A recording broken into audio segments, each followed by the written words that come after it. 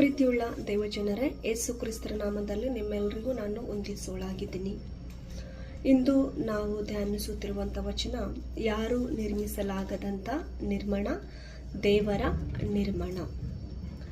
ಅಂದರೆ ಯಾರು ನಿರ್ಮಿಸಲಾಗದಂಥ ನಿರ್ಮಾಣ, ದೇವರ ನಿರ್ಮಾಣ.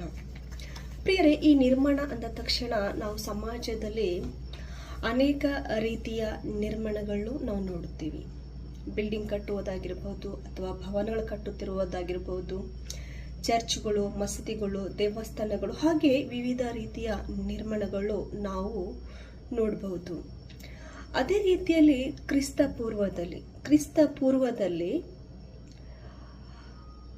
ಪೂರ್ವದಲ್ಲಿ ನಿರ್ಮಾಣ ಆಗಿದೆ.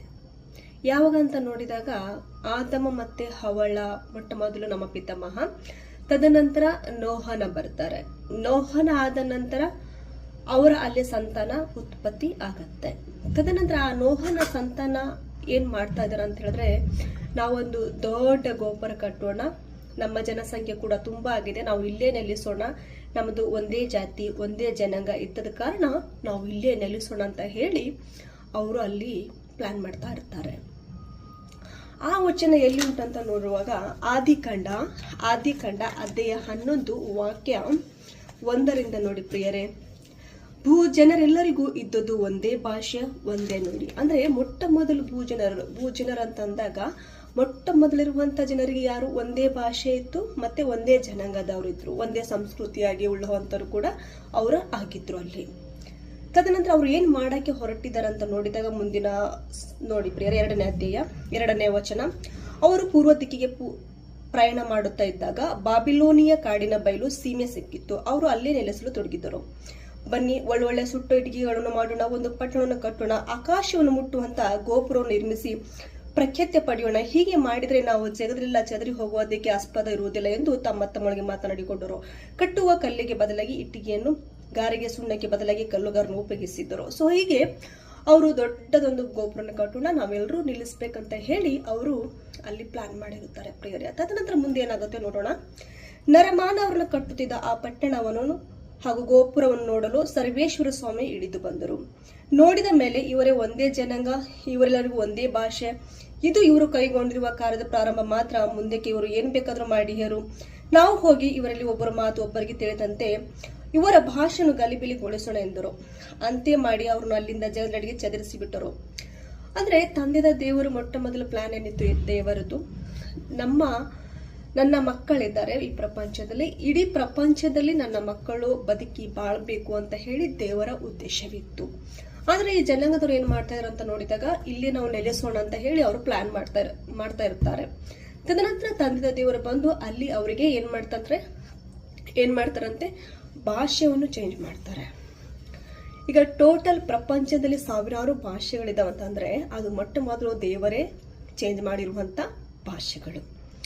ಮೊಟ್ಟ ಮೊದಲು ಒಂದೇ ಜನಾಂಗ ಇದ್ರು, ಒಂದೇ ಭಾಷೆ ಉಳ್ಳುವಂತರಾಗಿದ್ರು. ಈಗ ಇಡೀ ಟೋಟಲ್ ಅಲ್ಲಿ ಜನಸಂಖ್ಯೆ ಇದ್ದಾರೆ ಅಂತ ಹೇಳಿದ್ರೆ, ಆ ಜನಸಂಖ್ಯೆನೇ ಇಡೀ ಟೋಟಲ್ ಅಲ್ಲಿ ಈ ಪ್ರಪಂಚದಲ್ಲಿರುವಂತ ಜನಸಂಖ್ಯರು. ಯಾವುದೇ ಕಂಟ್ರಿ ಹೋದ್ರೂ ಕೂಡ ಇವರು ಇಲ್ಲಿಂದಲೇ ಬಂದಂತವರು. ಮೊಟ್ಟ ಮೊದಲು ಜನಾಂಗ ನಾವೆಲ್ಲರೂ ಕೂಡ ದೇವರ ಸ್ವರೂಪದಿಂದ ಬಂದಿರುವಂತ ಮಕ್ಕಳು. ಪ್ರಪಂಚದಲ್ಲಿ 84,000 ಜೀವರಾಶಿಗಳಿದಾವೆ. ಆ 84,000 ಜೀವರಾಶಿಗಳಿಗೆ ಆಯಾ ಮಕ್ಕಳೇ ಹುಟ್ಟುತ್ತವೆ. ಕಾಗೆಗೆ ಕೋಗಿಲು ಹುಟ್ಟುವುದಿಲ್ಲ, ಕೋಗಿಲಿಗೆ ಕಾಗೆ ಹುಟ್ಟುವುದಿಲ್ಲ, ಹುಲಿಗೆ ದನ ಹುಟ್ಟುವುದಿಲ್ಲ, ದನಕ್ಕೆ ಹುಲಿ ಹುಟ್ಟುವುದಿಲ್ಲ. ಸೊ ಯಾವ ಜಾತಿಗೆ ಸಂಬಂಧಪಟ್ಟಿರುವಂತ ಪ್ರಾಣಿ ಪಕ್ಷಿಗಳು ಉಂಟು, ಅವವ ಜಾತಿಗೆ ಅದು ಮಕ್ಕಳನ್ನು ಹೇರುತ್ತೆ. ಅದೇ ರೀತಿ ಮನುಷ್ಯ ಅಂದ ಮೇಲೆ, ಮನುಷ್ಯ ಹುಟ್ಟಿದ ನಂತರ ಮನುಷ್ಯರ ಹಾಗೆ ಇನ್ನೊಂದು ಜನ್ಮ ನೀಡ್ತಾರೆ. ಇದು ದೇವರ ನೇಮವಾಗಿರುವಂಥದ್ದು. ಸೊ ಹಾಗಾಗಿ ಇನ್ನು ಮುಂದೆ ಪ್ರಿಯರೇ, ನಿರ್ಮಾಣ ಅಂದ ತಕ್ಷಣ ನಾವು ಒಂದು ಯೆಶಾಯನ ಗ್ರಂಥ ನೋಡೋಣ. ಯೆಶಾಯನ ಗ್ರಂಥ ಅಧ್ಯಾಯ 49 ವಾಕ್ಯ 16 ನೋಡಿ. ತಂದೆಯಾದ ದೇವರು ನಮ್ಮನ್ನು ಕೂಡ ನಿರ್ಮಿಸುತ್ತಾ ಇದ್ದಾರೆ. ಈಗ ಬಿಲ್ಡಿಂಗ್ ಕಟ್ತಾ ಇದ್ದಾರೆ, ಅದಕ್ಕೆ ಒಂದು ಯಾವ ರೀತಿ ಬಿಲ್ಡಿಂಗ್ ಕಟ್ಟಬೇಕಂತ ಹೇಳಿ ಮೊಟ್ಟ ಮೊದಲು ಅವ್ರು ಸ್ಕೆಚ್ ಮಾಡ್ಕೊಳ್ತಾರೆ ಇಂಜಿನಿಯರಿಂಗ್. ಅದೇ ರೀತಿ ತಂದೆ ದೇವರು ನಮ್ಮನ್ನು ನಿರ್ಮಿಸುತ್ತಿದ್ದಾರೆ, ಚಿತ್ರೀಕರಿಸ್ತಾ ಇದ್ದಾರೆ. ವಚನ ನೋಡಪ್ರಿ, ನೋಡು ನಿನ್ನ ಚಿತ್ರ ಕೊರೆದಿದೆ ನನ್ನ ಅಂಗೈಗಳಲ್ಲೇ, ನಿನ್ನ ಪೌಳೆ ಗೋಡೆಗಳು ಇವೆ ಸದಾ ನನ್ನ ಕಣ್ಣೆದುರಿನಲ್ಲೇ.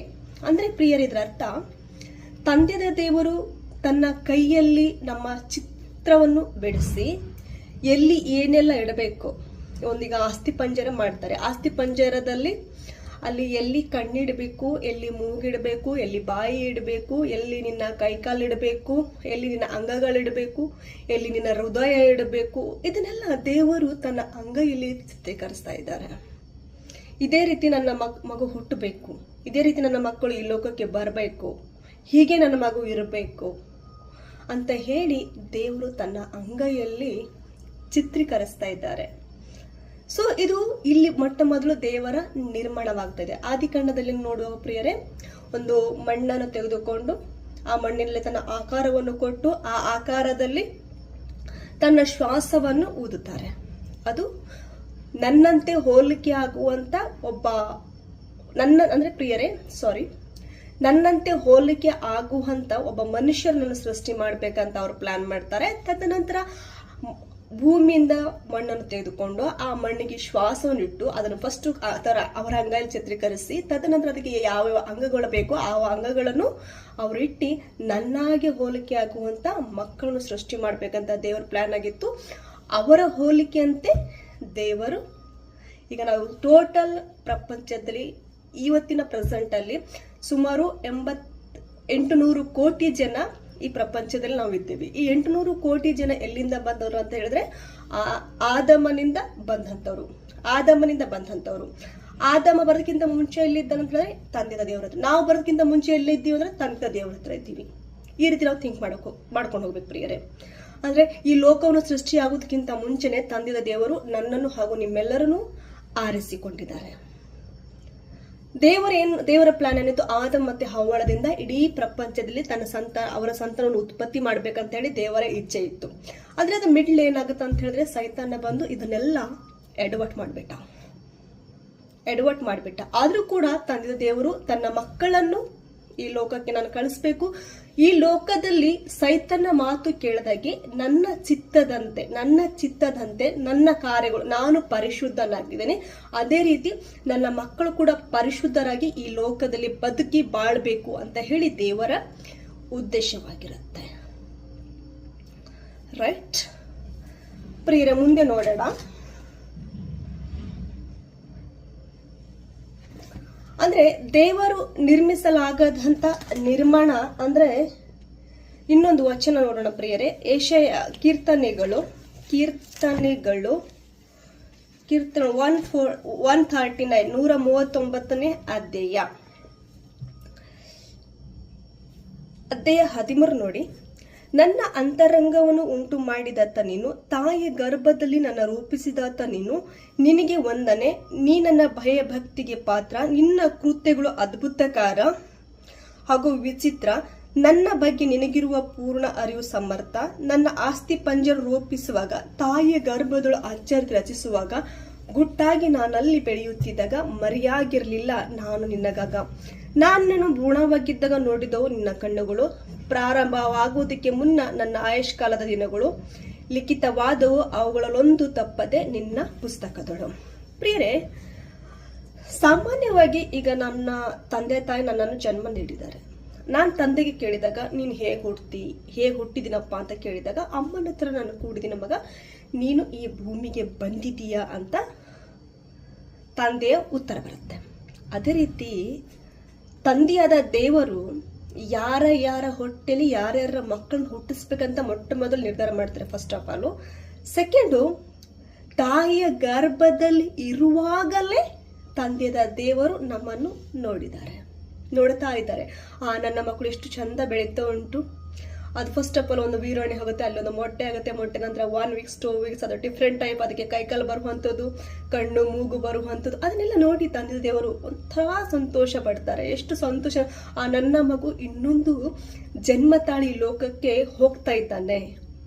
ತಾಯಿ ಈ ಮಗುವನ್ನು ನೋಡ್ಲಿಲ್ಲ, ಆದ್ರೆ ತಂದೆಯಾದ ದೇವರು ನಿನ್ನ ಹೊಟ್ಟೆಯಲ್ಲಿ ಒಳಗಡೆ ಇರುವಾಗಲೇ ತಂದೆಯ ದೇವರು ನಮ್ಮನ್ನು ನೋಡ್ತಾ ಇದ್ದಾರೆ.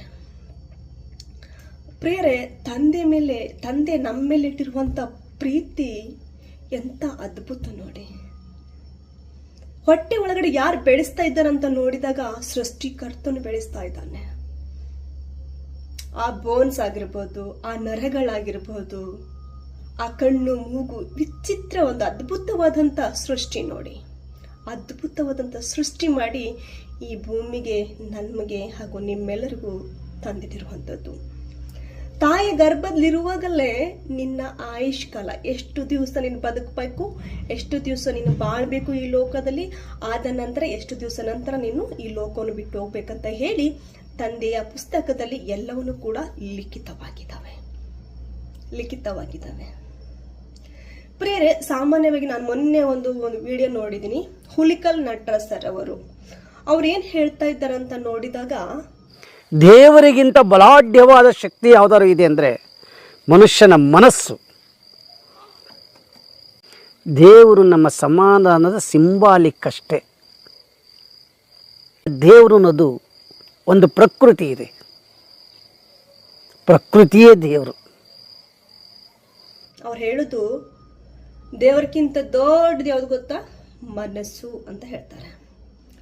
ದೇವರಿಗಿಂತ ದೊಡ್ಡದು ಯಾವುದು? ಮನಸ್ಸು ಅಂತ.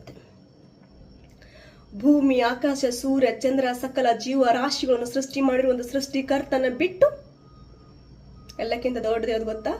ಮನಸ್ಸು ಅಂತ ಹೇಳ್ತಾನೆ ಅಪ್ಪ. ಈ ಲೋಕಕ್ಕೆ ತಾಯಿಯ ಗರ್ಭದಲ್ಲಿರುವಾಗಲೇ ಎಲ್ಲವನ್ನೂ ಎಲ್ಲಾ ರೀತಿಯಲ್ಲೂ ಸೃಷ್ಟಿ ಮಾಡಿ ವಿವೇಕ, ಜ್ಞಾನ, ಬುದ್ಧಿ, ಮನಸ್ಸು ಎಲ್ಲವನ್ನೂ ಕೊಟ್ಟು ಈ ಭೂಮಿಗೆ ನಿನಗೆ ಕಳಿಸಿದಾಗ ನೀನೇನ್ ಹೇಳ್ತೀಯಪ್ಪ? ಎಲ್ಲಕ್ಕಿಂತ ದೇವರಿಗಿಂತ ದೊಡ್ಡದು ಯಾವುದು? ಮನಸ್ಸು ಅಂತ ಹೇಳ್ತೀಯ. ಒಂದು ವೇಳೆ ಮನಸ್ಸೇ ದೊಡ್ಡದಾಗಿದ್ರೆ ಯಾಕಪ್ಪ ಈ ಪ್ರಪಂಚದಲ್ಲಿ ಮೋಸ, ವಂಚನೆ, ದರೋಡೆ, ವ್ಯಭಿಚಾರ ಯಾಕೆ ನಡೀತಾ ಇದೆ? ಮನಸ್ಸು ಮಾಡಿದಕ್ಕಲ್ವಾ ಇದೆಲ್ಲ ನಡೀತಾ ಇದೆ. ಹೇಗೆ ಹೇಳ್ತೀರಾ ದೇವರಿಗಿಂತ ದೊಡ್ಡದ ಮನಸ್ಸಂತ? ಹೇಗೆ? ತಪ್ಪು. ತಿದ್ಕೊಳ್ಬೇಕು ನಾವೆಲ್ಲರೂ ಇದನ್ನೆಲ್ಲ. ಓಕೆ, ದೇವರಿಗಿಂತ ದೊಡ್ಡದು ಈ ಪ್ರಪಂಚದಲ್ಲಿ ಯಾರೂ ಇಲ್ಲ. ಇನ್ನೊಂದು ಉದಾಹರಣೆ ಕೊಡ್ತೀನಿ ಸರ್. ಏನ್ ಗೊತ್ತಾ, ಈ ಪ್ರಪಂಚದಲ್ಲಿ ನಮ್ಮ ಕರ್ನಾಟಕ ದೇಶದಲ್ಲಿ ಡಾಕ್ಟರ್ ಪಿ ಅಂಬೇಡ್ಕರ್ ಆಗಿರ್ಬೋದು, ಸುಭಾಷ್ ಚಂದ್ರ ಬೋಸ್ ಆಗಿರ್ಬೋದು, ಮಹಾತ್ಮ ಗಾಂಧೀಜಿ ಆಗಿರ್ಬೋದು, ಅಥವಾ ಸ್ವಾಮಿ ವಿವೇಕಾನಂದರಾಗಿರ್ಬೋದು, ಬುದ್ಧರಾಗಿರ್ಬೋದು, ಅಷ್ಟೇಕೆ ಮೊನ್ನೆ ಡಾಕ್ಟರ್ ಪುನೀತ್ ರಾಜ್ಕುಮಾರ್ ಕೂಡ ನಮ್ಮೆಲ್ಲರನ್ನು ಅಗಲಿ ಹೋದ್ರು. ಇವ್ರ ಹಾಗೆ ನಿರ್ಮಿಸ್ಲಿಕ್ಕೆ ನಮ್ಮಿಂದ ಸಾಧ್ಯ ಉಂಟಾ ಅಥವಾ ನಿಮ್ಮಿಂದ ಸಾಧ್ಯ ಇದೆಯಾ? ಕೋಟ್ಯಾನ್ ರೂಪೀಸ್ ಹಣ ಉಂಟಂತ ತಿಳ್ಕೊಳ್ಳಿ. ದೊಡ್ಡ ಜ್ಞಾನಿ ಆಗಿರ್ಬೋದು, ಮಹಾಜ್ಞಾನಿ ಆಗಿರ್ಬೋದು, ನಾಸಿಕ ವಿಜ್ಞಾನಿಗಳಾಗಿರ್ಬೋದು, ಯಾರೇ ಆಗಿರ್ಬೋದು, ನಮ್ಮ ಹತ್ರ ಕೋಟ್ಯಾನ ಹಣ ಉಂಟು, ನಾವು ಇವ್ರ ಹಾಗೆ ನಿರ್ಮಿಸ್ತೀವಿ ಅಂತ ನಿರ್ಮಿಸ್ಲಿಕ್ಕೆ ಹೋದ್ರೆ ನಿಮ್ಮಿಂದ ಸಾಧ್ಯ ಇದೆಯಾ? ಈ ರೀತಿ ನಿರ್ಮಿಸ್ಲಿಕ್ಕೆ ನಿಮ್ಮಿಂದ ಯಾರಿಂದಾದ್ರೂ ಸಾಧ್ಯ ಇದೆಯಾ? ಇಲ್ಲ ಅಲ್ಲ. ಇದು ದೇವರು ನಿರ್ಮಿಸಿರುವಂತ ನಿರ್ಣಯ. ನೀನು ಎಷ್ಟು ದಿವಸ ಬದುಕಬೇಕು, ನೀನು ಎಷ್ಟು ದಿವಸ ಈ ಲೋಕದಲ್ಲಿ ಬಾಳ್ಬೇಕು, ಯಾವಾಗ ಹುಟ್ಟಬೇಕು, ಯಾವಾಗ ಸಾಯ್ಬೇಕು, ಎಲ್ಲವನ್ನೂ ಕೂಡ ದೇವರು ನಿರ್ಮಿಸಿರುವಂತ ನಿರ್ಣಯಗಳು ಇವೆಲ್ಲ. ನೀವು ಒಂದು ವೇಳೆ ಮಾಡ್ತೀನಂತ ಹೋದ್ರೆ ಅದು ದೇವರು ಸೃಷ್ಟಿ ಮಾಡಿರುವಂತ ಪದಾರ್ಥಗಳನ್ನು ತಗೊಂಡೇ ನೀವು ಮಾಡ್ಬೇಕಾಗತ್ತೆ. ಅದನ್ನ ಬಿಟ್ಟು ಯಾರಿಂದಲೂ ಮಾಡಕ್ಕೆ ಸಾಧ್ಯ ಇಲ್ಲ, ಅಸಾಧ್ಯ. ಇದು ದೇವರ ನಿರ್ಣಯ. ಇದು ದೇವರು ನಿರ್ಮಿಸಿರುವಂತ ನಿರ್ಣಯ. ಇದು ಯಾರಿಂದಲೂ ಮಾಡಲಿಕ್ಕೆ ಸಾಧ್ಯ ಇಲ್ಲ ಸರ್. ಇದು ದೇವರು ನಿರ್ಮಿಸಿರುವಂತ ನಿರ್ಣಯ. ದೇವರು ನಿಮ್ಮೆಲ್ಲರನ್ನು ಆಶೀರ್ವದಿಸಲಿ ಹಾಗೂ ನನ್ನನ್ನು ಆಶೀರ್ವದಿಸಲಿ. ಧನ್ಯವಾದಗಳು.